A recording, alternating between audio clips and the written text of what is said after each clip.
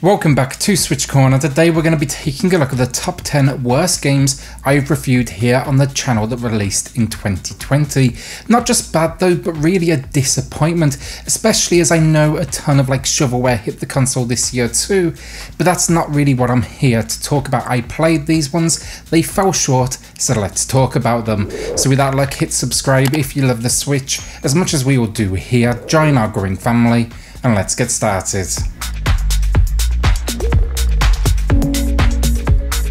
So just about making the cut today, Music Racer, I gave this one a below average 4 out of 10, and it was a simple idea that should have been honestly easy to deliver on. It's a neon drenched rhythm game where you race down tracks, move between 3 different lanes while collecting these different pickups in time to the music and avoiding of course the occasional obstacle. Simple enough, but it fell short in 2 massive areas. The controls at times unresponsive, and then the notes, the collectibles, not always in time with the music, a big problem. I didn't hate it, as I said, it just made the cut today, but what finally did it for me and got it to this number 10 spot, it's cheaper on iOS and Android, and it has more features thanks to its integration with Spotify, so you can choose your own music.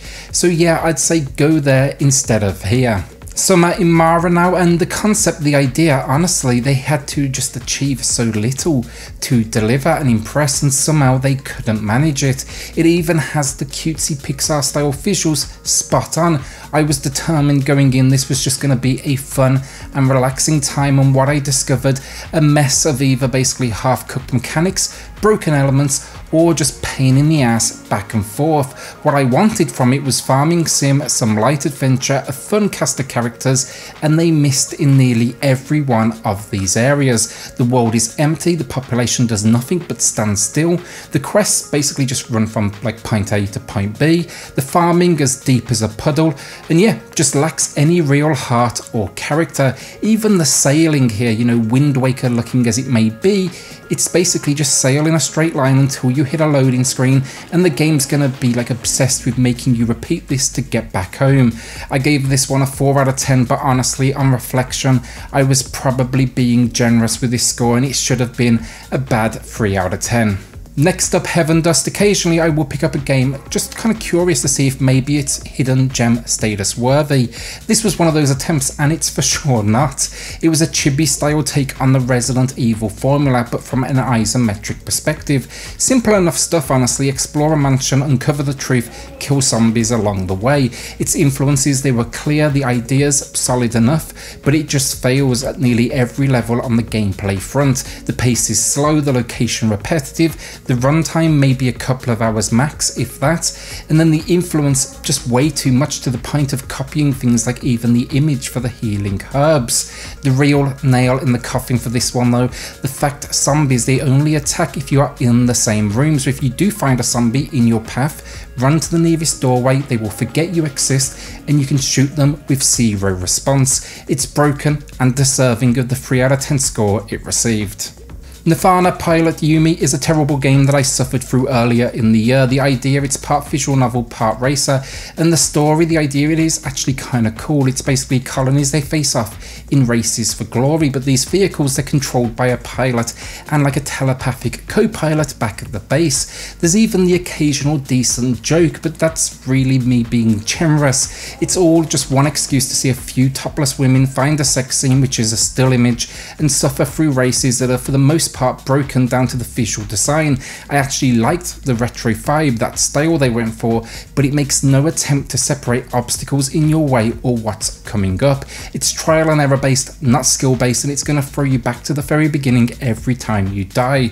With a 3 out of 10 score, I have no intention of heading back here, which is a shame because this could actually tell a very unique tale if it kind of tried to focus on that just a little bit more. MXYSATY All Out made its way to the Switch, and while they've patched it quite a bit since release on the Xbox where it was an absolute mess, it's slightly less of a mess now, but it's also still an insult thanks to over $200 in DLC if you do feel like splashing some cash. Not that I would recommend it. With some decent ideas here though, the variety in tracks, vehicles, customization, even an open world hub. It's all let down by visual issues where the vehicles float, a stutter to anything anything ATV related. And then the general motocross, honestly, it's been outdone by games like the Monster series on the Switch already. The real insult here though, you head to the menus and it's just got paid DLC everywhere. No matter what you click, you will find something to buy. And even my first selection, once I booted up the game for the first time, it had the insult to ask me for my credit card immediately. So look, screw that, I'm okay with DLC, but don't blend it in with the core game. I just spent like $40 on, which wasn't particularly like good to start with. A worthy addition though to my 3 out of 10 reviews for sure. Street Power Soccer next, and compared to most games here, I didn't actually exactly go in with high hopes. In fact, I had some fun here, but it can be summed up as a lackluster package of mostly minigames, quick time events, and super short matches that are either 1v1 up to 3 versus 3. It even got some style here with cel-shaded graphics, licensed music, and licensed Street Soccer stars. Sadly though, it's full of bugs. The gameplay maybe it will keep you entertained for an hour max, but that's about it. Just not a lot to go back for.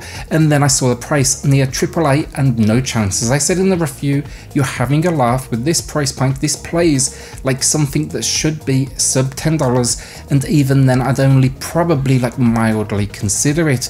My compliment alongside my 3 out of 10 score, it's not technically broken at least. The Ottoman Empire was a serious disappointment because I was genuinely excited for it. A multiplayer third-person shooter that puts us into a universe of basically Otter warriors and lets us loose against bots in single player or with up to 3 friends. First off, this one just desperately needs online play to add some real longevity to it, but even then, you'll still be facing countless bugs and issues that just suck the fun away. If it receives online, I will take a look. The team behind it clearly extremely passionate about this IP, and I hated giving this one a 3 out of 10, but I just couldn't ignore the issues. From broken AI to multiple crashes to boring gameplay mechanics like fetching water to reload, to a difficulty range that just spikes all over the place, kind of confused me to who the intended audience was. Sadly, I can't get behind this one right now. Maybe they will fix it up in the future, but at the same time I do want to say I'm kind of excited to see where this team goes. FIFA 21 coming in at number 3, and while it works, no question, it's an absolute insult of a release. The second year now to receive the legacy tag. That basically means they're going to charge you AAA while changing nothing about the game but the roster of players, and that's about it. This is FIFA 19 with new names, meaning you can also still just buy FIFA 19 and see the same game for about like maybe $5 to $10. Even the eShop acknowledges this with the following in its description. FIFA 21 Legacy Edition will feature the same gameplay innovation from FIFA 20 without any new development or significant enhancements. If that's not taking the piss, I really don't know what is. Even the description, all they did was change 2020 to 2021, but all the other wording, all that good stuff, it is absolutely identical. We shouldn't support practices like this if we want to see any sort of change, and if we want a game on the new engine with the new features as well. Our penultimate game then, and a recent disaster, this one, Speed Free Grand Prix, a game I'd never heard of, got its 3rd entry, and I can tell you now we absolutely didn't want it or need it, as good as the concept may sound. So think here, Formula 1 meets Burnout levels of destruction, and you get the idea. The only problem I see, to be honest, you need to imagine the game actually works, because it absolutely, well, just doesn't. Limited to 5 tracks, a few cars, collision detection that barely works, AI that follows a line and it won't stop if you park yourself on it, and then the finish line is actually not in the right place. You actually finish the race before you even hit the line, meaning you don't have to reach the end of the track, which is really, really strange. How even when you do cross the line, the AI turns off, the cars crash, and then it spawns them on the finish line, meaning it blocks everyone else trying to finish the race, and even then they're all spawning on top of each other. It was well worthy of the 2 out of 10 I did give it back in November, and that's a score I don't give out lightly, that is for sure. Look at like Need for Speed, Hot Pursuit, Grid, both great racers, both cheaper than this game, so go spend your cash there instead. The number 1 worst game of 2020 then, that is Bounty Battle. This should have been so good, a spin on the Smash formula, a cast of indie greats, think Blasphemous, think Darkest Dungeon, think Guacamelee, and then it's even got like a decent amount of like gameplay options, single player, challenge tower kind of format to face off against, tournament modes, online, local multiplayer. How could it go wrong? Well, I can tell you this, it went south quickly, let's put it that way. 1 versus 1 battles, they were floating at a frame rate between 23 and 30, and then 4-player battles, those were just absolutely screwed. You could expect somewhere between maybe 15 and 20 frames per second. To top it off then, unbalanced characters, screen tear, unresponsive controls. This needed a whole lot more work, and that was best demonstrated when you finished the run. There was no cutscene at all, just a still image that kind of shimmers a bit, and that's about it. It has no relation to anything you've done prior in the game. Even if they do patch the frame rate, this one just has problems to the core. They're going to take a whole lot of work to overcome, let's put it that way. Absolutely a fight, and my only other 2 out of 10 in 2020.